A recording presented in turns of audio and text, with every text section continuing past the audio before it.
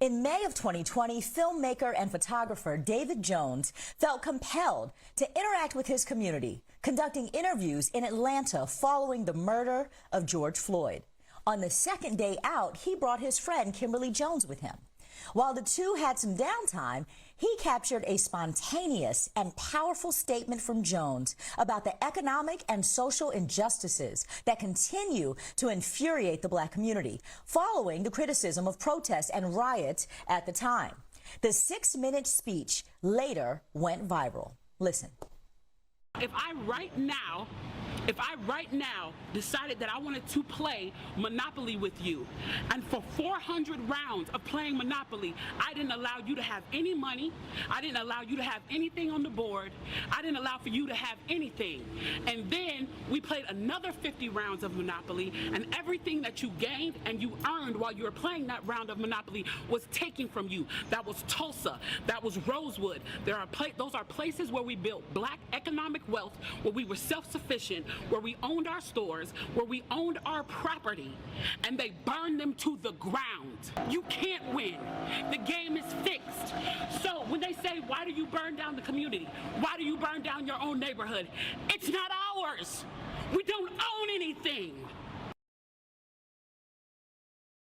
In her new must-read book, How We Can Win, Jones digs deeper into the financial impact that systemic racism has had on the Black community for generations. She calls for Reconstruction 2.0 and lays down a multi-layered plan for modern-day restitutions and reparations. Kimberly Jones joins me now. She is an author and activist. How We Can Win, Race History and Changing the Money Game That's Rigged. Good evening, and sis, welcome to Amplified. I gotta say, I was like throwing my fist up in the air when I first saw your video. The viral video from May of 2020 was at once a historical and economic lesson for millions of people. What do you want folks to take away from that and from How We Can Win?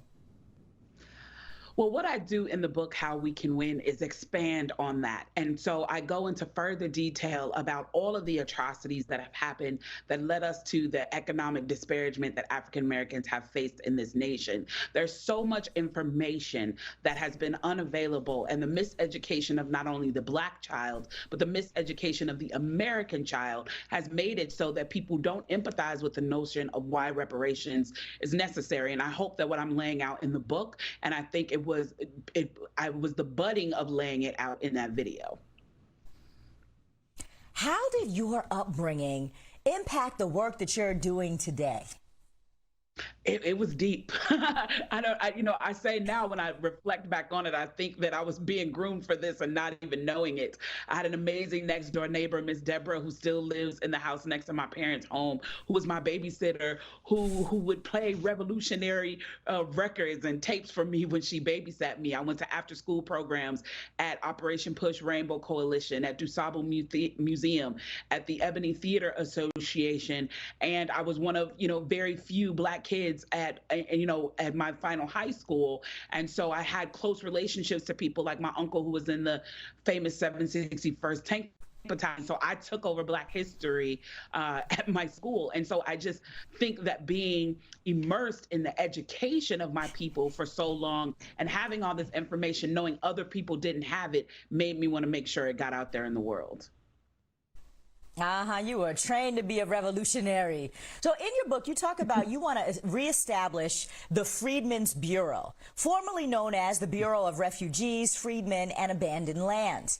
It was established by Congress following the Civil War to help former enslaved people with everything from food to housing to education. But politics and funding prevented the Bureau from fully carrying out its duties. So give us some more context about its history and how reviving it makes the system more equitable.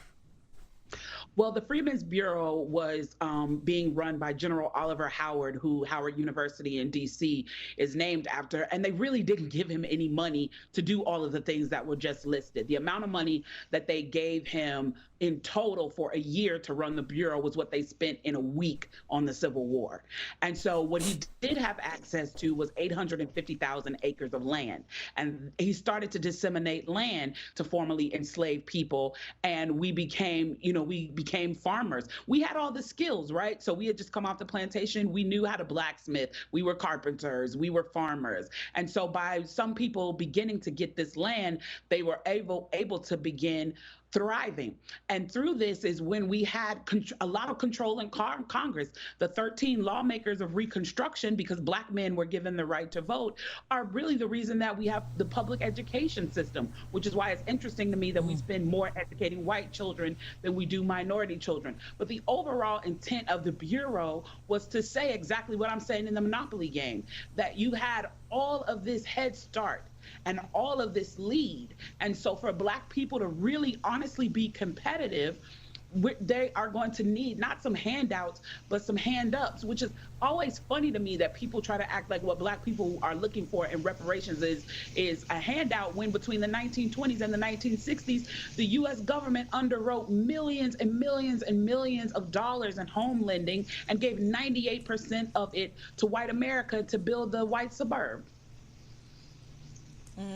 Yeah, I so am appreciating your history lesson right now, because people think, oh yeah, there was Reconstruction and you Blacks got an opportunity to get yourselves together, or that at the end of, Jim Crow, we got to vote, or even, I mean, there have been reports written and all kind of what I call fits and starts that have happened throughout time with the federal government. I'm thinking about the Kerner Commission that laid out an entire, report that pretty much said defund the police and invest more in social services, which is like what we're saying today, and this was back in the 60s.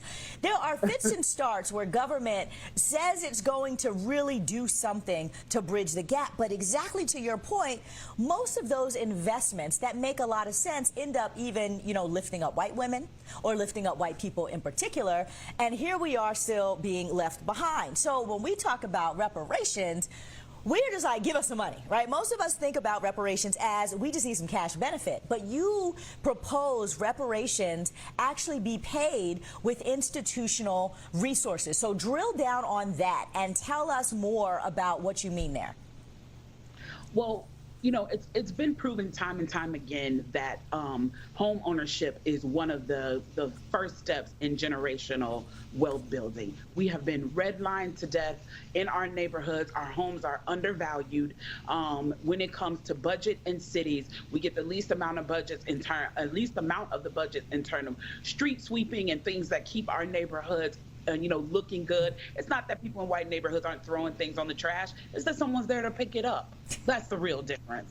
You know what I mean? And so when you talk about medical care, when you talk about the amount of, black communities that are food deserts, when you think about the fact that, and it's funny, I was talking to some Black MPs in the UK, and the language that they used towards me when I described to them how we funded schools was they said, oh, you have an educational caste system, because it's based on property tax. So people who live in poor neighborhoods get the least amount of money in a poor education, and people in wealthy neighborhoods get a ton of money and a great education. And so when you look at everything that has impacted us, and we're not even going to start on the necessary prison reform that's needed, that has impacted our community, or how the crack epidemic was handled completely different and horribly unlike the opioid epidemic. There's so many layers. There's such a web of the way in which Black Americans have been brutalized, attacked, and held back. And then people want to point at Oprah and LeBron and people like that and say, well, what about them? They pulled themselves up by their bootstraps and they did what they needed to do. Why is it that we only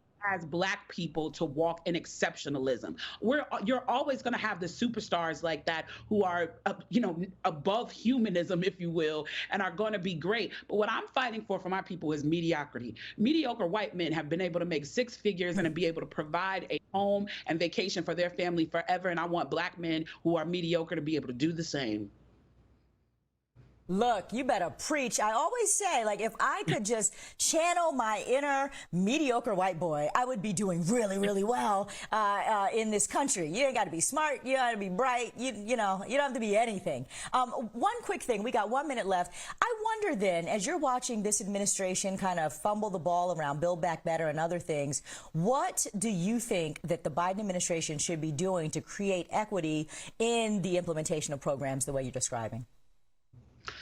I think the number one thing that they could do is look at services and resources that already exist and then send funding in that direction. If we already have amazing programs, state to state, city to city, that are doing amazing work in our communities that are completely underfunded.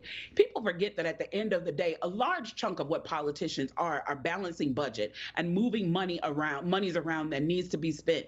And we have a bloated military system. We have bloat and overuse and overspending in so many areas where that money could be reallocated to programs and systems that are already in place that could be doing a lot more work if they were properly funded.